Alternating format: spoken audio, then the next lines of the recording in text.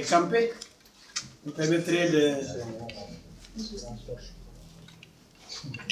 remercier la presse guinéenne, nationale et internationale, pour avoir accepté de couvrir massivement cette conférence de presse. C'est tout ce que le pouvoir guinéen fait pour isoler et abattre l'UFDG. Nous avons une presse responsable,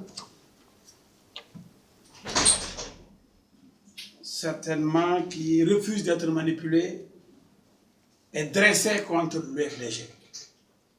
Donc je salue la sagesse et l'intelligence de cette corporation. Que le pouvoir, comme vous le savez, le pouvoir corrompt et le pouvoir absolu corrompt absolument par tous les moyens. Le lynchage médiatique, le complot, l'argent pour boycotter l'UFDG ou tirer sur l'UFDG. L'UFDG n'a tué personne. Est-ce que vous avez pu identifier un élément de l'UFDG ayant tiré, ayant tué? Non. L'auteur du crime, on ne le connaît pas. La balle qui a tué, elle vient d'où? De quelle arme? On ne l'a pas montré. Et on a voulu dire que c'est l'UFDG. Mais celui-là qui a été exclu de l'UFDG, des rangs de l'UFDG, et qui a signé un deal avec le président Alpha Condé, qui maintenant demande à l'UFDG de ne plus s'opposer et de venir travailler avec Alpha Condé, c'est Baouri. Donc lui, il est là instrumentalisé pour détruire l'UFDG. Et il avait, dans sa sinistre entreprise de déstabilisation et de destruction de l'UFDG, il avait entrepris d'aller jusqu'au bout et il avait même menacé. Donc, jusqu'à ce que mort s'en suive. Et pourtant, comme l'a dit mon excellent confrère, tout est orienté. Le complot est clair et évident. Le pouvoir largement minoritaire dans le pays veut détruire la principale force politique ici de Guinée, l'UFDG, qui est de loin la plus grande force, la plus représentative dans le pays et qui empêche de dormir. Donc on va vers un procès politique de liquidation d'adversaires encombrants. Parce qu'on a peur de Cellou Dalein Diallo, disons-le net et précis. Celui qui a gagné l'élection présidentielle de 2010 et qui aujourd'hui aurait dû être à la tête de cet État. Et vous savez bien qu'un deuxième tour, qu'on ne tient que 5 mois après, ce n'est plus une élection, c'est une nouvelle élection. Mais la communauté internationale a déjà été complice de l'organisation de la francophonie jusqu'à l'Union européenne, jusqu'à d'autres institutions malhonnêtes, instrumentalisées et corrompues. On a voulu laisser la Guinée dans son état antidémocratique. Comment peut-on avoir plus de 50% au premier tour? Bloquer les résultats de Ratoma pour que Cellou ne passe pas au premier tour, en disant qu'on a perdu les PV de Ratoma. J'étais là en 2010. Cellou était proclamé, aurait dû être proclamé président dès le premier tour. Mais Ratoma, les résultats de Ratoma ont été bloqués. J'étais là, moi. Si on avait additionné les résultats de Ratoma aux 44% qu'avait à Cellou, Cellou serait président depuis 2010. On a refusé, on a dit que oui, on a perdu les PV de Ratoma.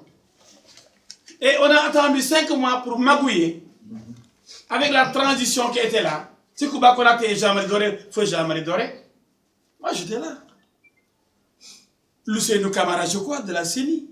Sangaré, le journal envoyé par Abdou Diouf, de la francophonie, un journal malien. Alors que le code électoral guinéen dit au niveau de la CENI qu'il faut de nationalité guinéenne.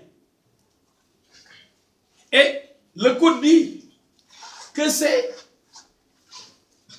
une délibération des membres de la CENI, ce sont les membres de la CENI qui élisent leur président eux-mêmes.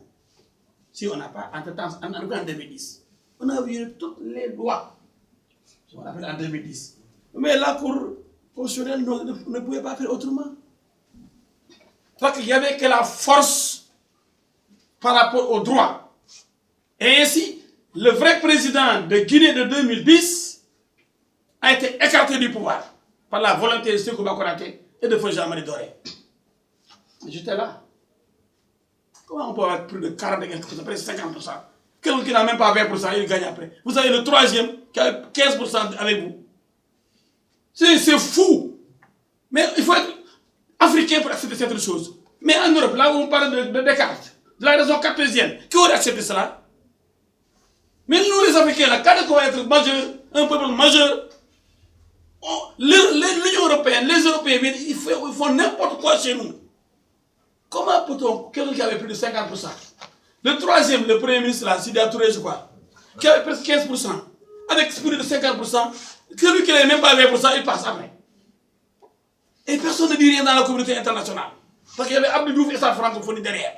Il y avait le général Sangaré, un Malien, envoyé par Abdou Diouf. Soyons sérieux. L'Afrique doit décoller enfin.